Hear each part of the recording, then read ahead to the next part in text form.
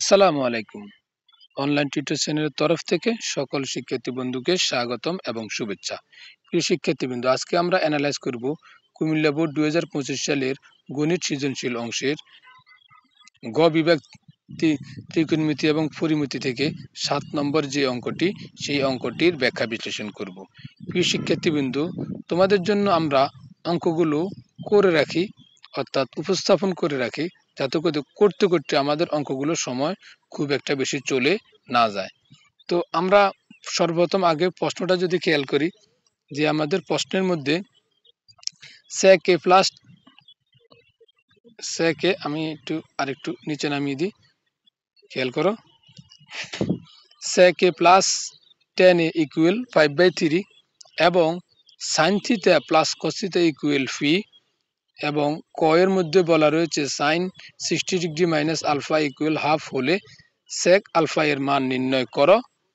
খ এর মধ্যে বলা রয়েছে sin a প্লাস cos এর মান নির্ণয় করো।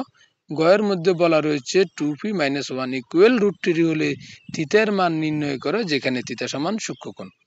তো আমরা কিন্তু সর্বপ্রথম ক অংশে খেয়াল করি, sin * 60 degree minus alpha equal half হলে sec আলফা এর মান নির্ণয় করব। দেওয়া আছে দিয়ে আমরা এটা নিয়ে আসব, ফুল অংশটা ক থেকে নিয়ে আসব, নিয়ে আসার পরে আমরা এখানে নিয়ে আসব, নিয়ে আসার পরে এখানে খেয়াল করো সাইন কত ডিগ্রির মান হাফ, আমরা সেটা করব।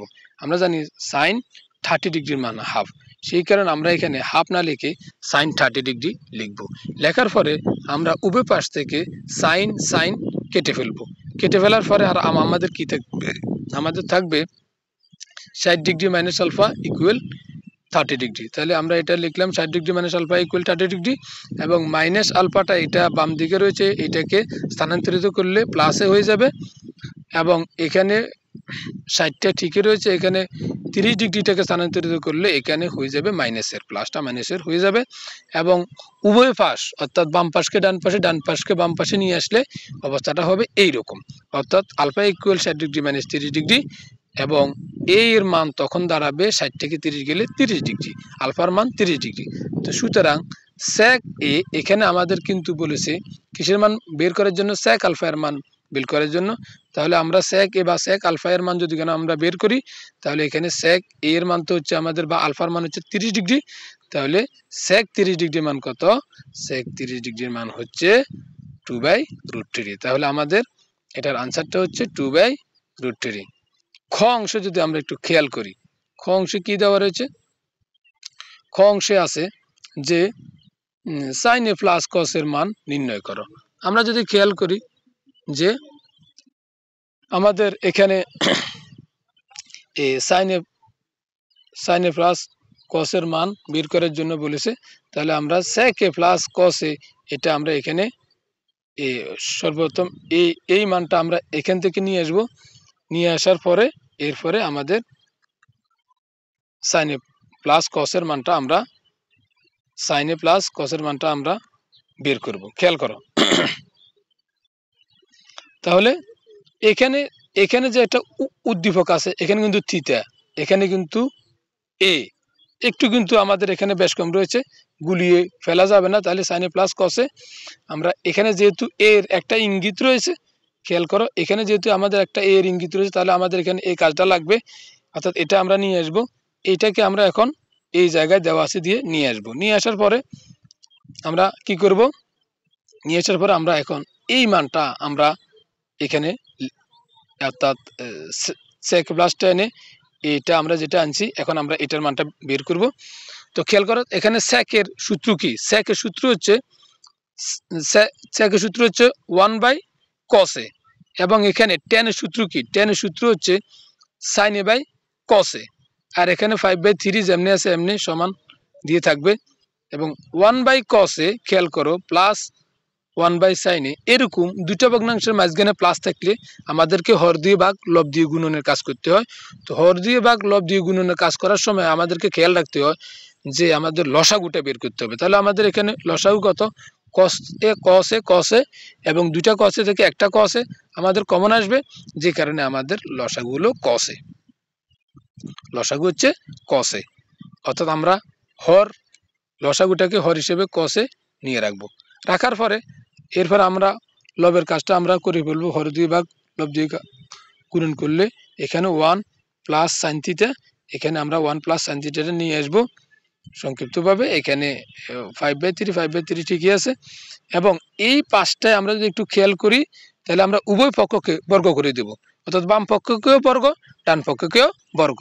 তো বাম পক্ষকে বর্গ করলে এই পুরা লবের উপরে বর্গ মানে 1 প্লাস সাইন এ হোল স্কয়ার, এবং কস এ এটার উপরে বর্গ করলে কস এ হোল স্কয়ার, এবং 5 এর উপরে বর্গ করলে খেয়াল করো 5 এর উপরে বর্গ করলে 5 5 25, এবং 3 এর উপরে বর্গ করলে 3 3 9।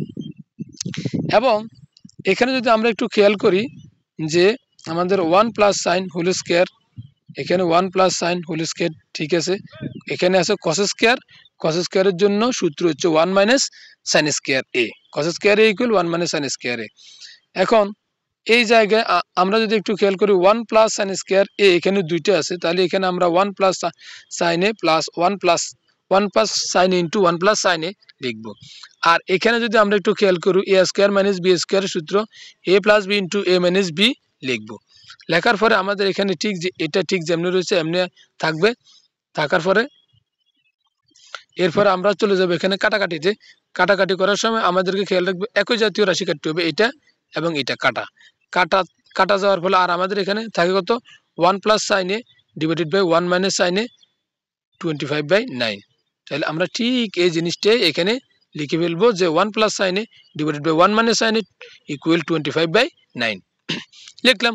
লেখার পরে পরবর্তী লাইনে আমাদেরকে এই লাইনে যোজন বিয়োজনের কাজ করতে হবে। যোজন বিয়োজন মানে কি, এটা আমি নিব, এটা নিলাম, নেওয়ার পরে যোগ দেব, যোজনের কারণে যোগ দেব। এবারে আমরা হরটা নিয়ে নেব 1 মাইনাস সাইনে নিয়ে নিলাম, নিয়ে নেওয়ার পরে এরপরে আমরা নিচে এবারে বিয়োজনের কাজ করব।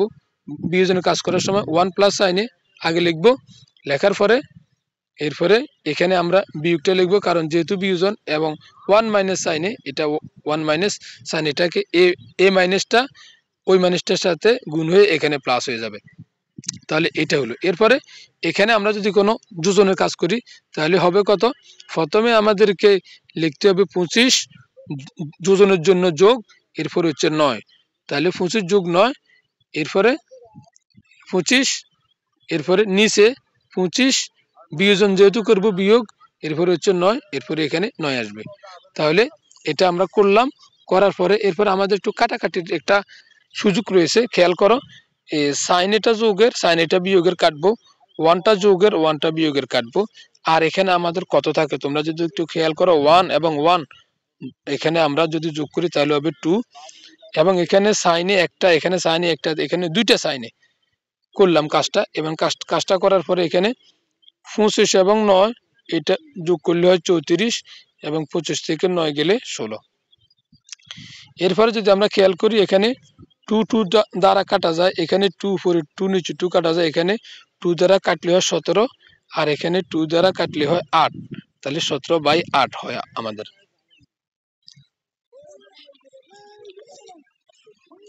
এবং এই জায়গায় যদি আমরা খেয়াল করি তাহলে আর আমাদের কি থাকে 1/sin এ থাকে, 1/sin এ এরপরে হচ্ছে সমান এবং 17/8। তাহলে সাইন এ সমান কত, সাইনের মান বের করব। এখন এটাকে কি করব, আর গুণন করব। তাহলে 17 সাইনে আর গুণন করার সময় আমরা এখানে 17 এবং সাইনে গুণ করব, আর 8 একে 8, তাহলে 8 একে 8 আমাদের হলো, ঠিক আছে। 17 সাইনের সাথে হচ্ছে গুণের এদিকে চলে আসতে হবে ভাগের, তাহলে এখানে 17টা ভাগের হবে, আর 8টা এটা উপরে চলে যাবে। তাহলে সাইন ইকুয়াল 8/17 হলো। এখন আমরা কসের কাজটা করব, কারণ আমাদের এখানে আমরা একটু তোমাদেরকে দেখাই, এখানে আমাদের সাইনে এবং কসে এই দুইটার কাজ কিন্তু আমাদের এখানে সাইনের কাজ পেয়েছি, কসের কাজটা করতে হবে। তো আমরা এখন কসের কাজটা করছি, খেয়াল করো। তো কস থিটা সমান আমাদের এখানে কসের সমান হচ্ছে 1 মাইনাস সাইন স্কয়ার, এর পুরোটার উপরে কিন্তু রুট ওভার দিতে হবে। তো দিলাম, দেওয়ার পরে এখানে 1 এর জায়গায় 1 দিলাম, এবং সাইনে এটার মান হচ্ছে 8/17 দিলাম, এবং এখানে স্কোয়ারটা আমাদের আছে, খেয়াল করো এই জায়গার স্কোয়ারটা এখানে আসবে, আসলো। এখন এখানে 1 এর জায়গায় 1, মাইনাসের জায়গায় মাইনাস, ওকে। এবং 8 দুইটা গুণ করতে হবে, 8 8 64, এবং 17 দুইটা গুণ করতে হবে, 17 দুইটা গুণ করতে হবে, 17 17 289। এবং এইটা আমরা যখন পাচ্ছি তখন আমরা এখানে 1 দ্বারা 289 কে গুণ করলে 289 একে 289, এবং বিয়োগ যদি করি 64, তখন হবে আমাদের রেজাল্টটা 225, এটা উপরে থাকবে লবে। এবং নিচে আমাদের যথারীতি হর 289 থাকবে, এবং 225কে যদি আমরা বর্গমূল করি তাহলে 15, এবং 289কে যদি আমরা বর্গমূল করি তাহলে 17। তাহলে আমরা এখানে cos এর একটা মান পেয়েছি, খেয়াল করো। সাইনের একটা মান পেয়েছি 8/17, cos এর একটা মান পেয়েছি 15/17। এখন আমাদের সেই কাঙ্ক্ষিত সময় যেটার মান আমাদেরকে বের করতে বলেছে সাইনে প্লাস কসে, তাহলে আমরা এখন সাইনে প্লাস কসের মানটা বের করছি। সাইনে প্লাস কসে, এখন সাইনের জন্য হচ্ছে আমাদের 8/17 লিখলাম, এবং প্লাস লিখলাম, এবং কসের জন্য আমরা লিখব, কসের জন্য 15/17 লিখলাম। এবং এখানে হর কিন্তু দুইটাই সমান, এবং দুইটা হর থেকে একটা হর কমন আসবে, এবং 8 + 15 এটা আমরা যদি কোনো যোগ করি তাহলে আমাদের হয় 23। তো আমরা খ অংশটা শেষ করলাম, খেয়াল করো। এখন গ অংশে চলে যাব, যেখানে আমাদেরকে বলা হচ্ছে যে 2p - 1 = √3 হলে থিটা এর মান নির্ণয় করে, যেখানে থিটাটা সূক্ষ্মকোণ। ঠিক আছে, আমরা এর মানটা আমরা বের করব, যেখানে থিটাটার মান হবে সূক্ষ্মকোণ। খেয়াল করো, আমরা এখানে চলে আসছি, এবং একটু এটাকে সাইজ করে নিচ্ছি, ওকে। এখন খেয়াল করো যে আমাদের এটা দেওয়া আছে দিয়ে আমরা কাজ করব। 2p - 1 = √3, একটু আগে তোমাদেরকে প্রশ্নের মধ্যে দেখালাম। এখন এই 2 এর জায়গায় আমাদের 2টা তো ঠিকই রয়েছে, ফি এর মান হচ্ছে, ফি এর মান কত, ফি -1, এখানে -1টা এখানে বাম দিক থেকে ডান দিকে চলে এসছে। এখানে ফি এর মানটা হচ্ছে sin θ + cos θ, ফি এর মানটা হচ্ছে sin θ + cos θ। আমরা একটু তোমাদেরকে প্রশ্নটার মধ্যে দেখাই, এই যে প্রশ্নের মধ্যে ফি এর মানটা sin θ + cos θ, আমি আবার দেখাচ্ছি, এই যে ফি এর মানটা হচ্ছে sin θ + cos θ, সেই জন্য আমরা এটা ফি ইকুয়াল আমরা sin θ + cos θ মানটা নিয়ে আসব, ওকে। তাহলে আমরা এখানে ফি এর মানটা sin θ + cos θ নিয়ে আসলাম, এবং এখানে 3 + 1টা এখানে মাইনাস থেকে এখানে প্লাস হয়ে যাবে, এবং এই জায়গায় যদি আমরা একটু কাজ করি, 2 এবং sin θ গুণ করলে 2 sin θ, এখানে 2 এবং cos θ গুণ করলে +2 cos θ, এবং এখানে যথারীতি 3 + 1 রয়েছে। এখন খেয়াল করো, এখন শুধু 2 cos θটা আমরা এদিকে রাখছি, এবং 2 cos θটা এদিকে আছে, এবং 3 + 1 3 + 1 আমরা এখানে ঠিকই রয়েছে। এখানে 2 sin θটা বাম দিকে আছে যোগের, এবং ডান দিকে নিয়ে গেলে হবে বিয়োগের, ওকে। বিয়োগটা করলাম, করার পরে আমরা এখানে উভয় পক্ষকে, যেমন এখানে বাম পক্ষকে আমরা বর্গ করব, বর্গ করলে 2 × 2 = 4 হবে, cos স্কয়ারকে আমরা বর্গ করলে cos স্কয়ার দিতে হবে, ওকে। এবং এই অংশটাকে আমরা বর্গ করব, যেমন এখানে পদ রয়েছে 3টা, 1টা 2টা 3টা পদ। তো ত্রিপদীয় রাশির বর্গ, এটা তোমরা যদি সূত্রটা পারো তাহলে তোমাদের জন্য সহজ হবে। যারা সূত্রটা পারো না তারা আমাদের চ্যানেলের মধ্যে চলে যাবে, আমাদের চ্যানেলের মধ্যে গিয়ে তোমরা যে আমাদের যে চ্যানেল মধ্যে এখানে প্লে লিস্ট রয়েছে, প্লে লিস্টের মধ্যে সূত্রগুলো রয়েছে, বর্গের সূত্রগুলো রয়েছে, সেখান থেকে তোমরা ত্রিপদীয় রাশির বর্গের সূত্রটা দেখে নাও। তো আমরা এখানে কিভাবে কি করছি খেয়াল করো, তাহলে এখানে ত্রিপদীয় রাশির বর্গ, এটা হচ্ছে আমার এ, এটা হচ্ছে আমার বি, এটা হচ্ছে আমার সি।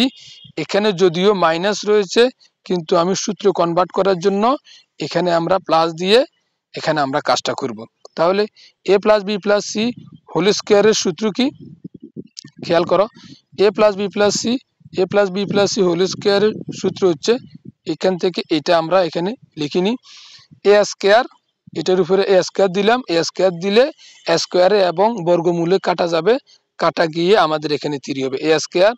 এরপরে হচ্ছে প্লাস বি স্কোয়ার, 1 একে একে 1 B square plus C square, এখানে সি স্কোয়ার বলতে এখানে 2, 2-র উপরে 2 দুগুণে 4 এবং সাইন স্কোয়ার এটা হবে এবং প্লাস সি স্কোয়ার, সূত্রে সি স্কোয়ার। এবং এখানে যদি আমরা একটু খেয়াল করি প্লাস 2ab, 2 হচ্ছে সূত্রে 2, এ হচ্ছে এটা, বি হচ্ছে এটা, তাহলে √3 একে √3, তাহলে 2√3, তাহলে এখানে আমাদের 2√3 হলো। তাহলে এখানে প্লাস 2bc, 2 রয়েছে এখানে সূত্র 2 আসবে 4-এর মধ্যে এবং বি হলো 1 এবং সি হলো 2 সাইন থিটা, তাহলে এখানে 2 সাইন থিটা, 2 এবং 2 গুণ করলে হবে 4, এখন আমাদের এখানে মাইনাস তো রয়েছে, মাইনাসটাও আসবে, তাহলে -4 সাইন থিটা। এরপরে হবে তাহলে 2bc, তো সূত্রে 2 এখানে -4-এর মধ্যে সূত্র 2 থাকবে ca, তাহলে 2ca এবং c এর জন্য হবে 2 এবং a এর জন্য হবে √3, এখানে √3টা হবে, এখানে সাইন থিটাটাও আসবে। তো এখন আমাদের মোট অবস্থাটা এটা দাঁড়ায় যে এই অংশ থেকে আমাদের এটা আসে, অর্থাৎ উপরের লাইনটা থেকে আমাদের এই লাইনটাই আসে। তো আমরা কিভাবে আসে আমরা একটু খেয়াল করো যে এখানে আমাদের 4-এর জায়গায় 4টা ঠিকই রয়েছে এবং cos স্কয়ার থিটার সূত্র হচ্ছে 1 মাইনাস সাইন স্কয়ার থিটা, তাহলে 4 এবং 1 গুণ করলে 4 একে 4 এবং মাইনাসটা ঠিকই রয়েছে, তাহলে 4 একে 4, 1 minus sign cos square theta সমান 1 মাইনাস সাইন স্কয়ার থিটা, তাহলে সাইন স্কয়ার থিটার সাথে 4 এর গুণ করলে 4 সাইন স্কয়ার থিটা, তাহলে এখানে তো এটা হলো। আর এখানে 3 আর 1 যোগ করলে 4, আর এখানে হলো 4 sine square theta, 4 sine square theta, এখানে লক্ষ্য করো -4 সাইন থিটা, -4 সাইন থিটা আনছে পরে, এরপরে হলো -4 √3 সাইন থিটা আসলো এবং সর্বশেষ +2 √3টা আসলো। ওকে, আসার পরে আমরা এখানে যদি একটু খেয়াল করি যে এখানে আমাদের 8টা রয়েছে, এই 8টা হচ্ছে যোগের এবং এখানে যে 8টা রয়েছে এটাও কিন্তু যোগের, তাহলে যোগেরটা বিয়োগেরটা কাটাকাটি করলে আর কিছুই থাকে না এখানে। এবং এখানে plus sine theta, sine square theta রয়েছে এই জায়গায়, এখানে মাইনাস সাইন স্কয়ার থিটা রয়েছে, এটাকে যদি আমি বাম দিকে নিয়ে যাই তাহলে এই দুইটা কিন্তু আমাদের কাটাকাটি যাবে, অর্থাৎ এটা এবং এটাও কাটাকাটি যাবে, তাহলে আর কিছুই থাকে না এখানে। আর এখানে আমার থাকে কত 8 সাইন স্কয়ার থিটা।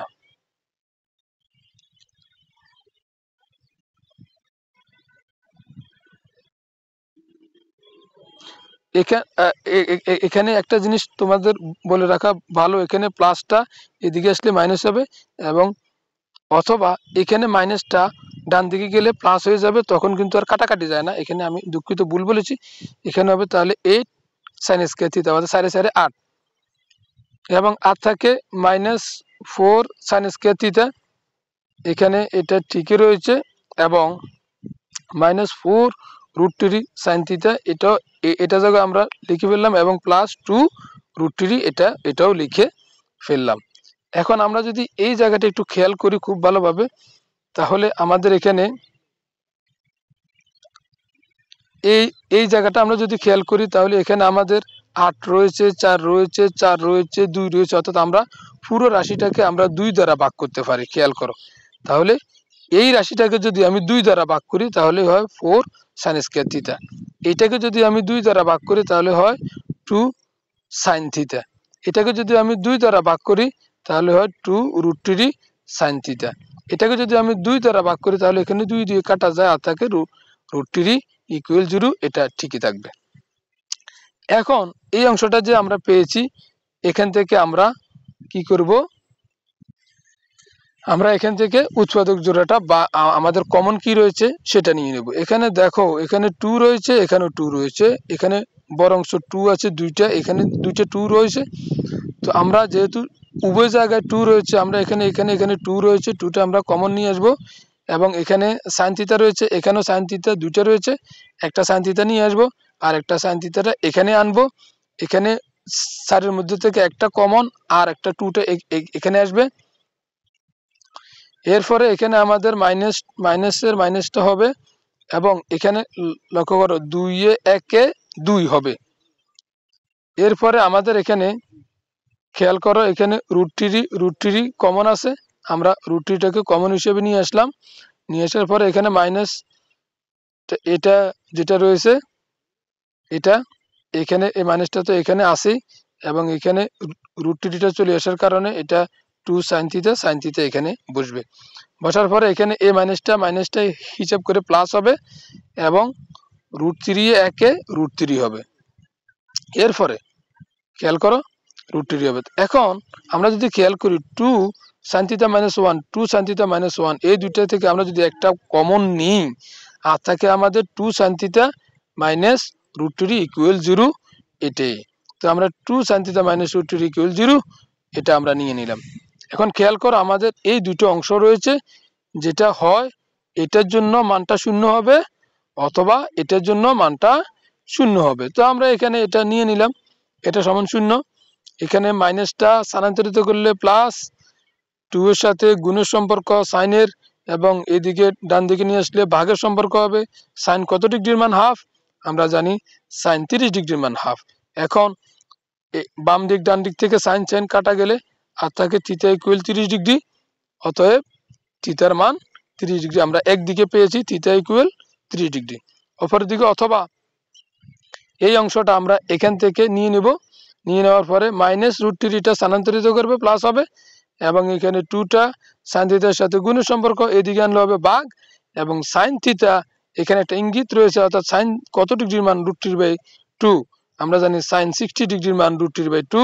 তাহলে সাইনে কাটা যাবে, এদিক থেকে সাইন এদিক থেকে সাইন কাটা যাবে, কাটা যাওয়ার ফলে আর থাকবে থিটা সমান কত 60 ডিগ্রি। এখানে √3/2 আর লিখবো না, লিখবো থিটা সমান 60 ডিগ্রি।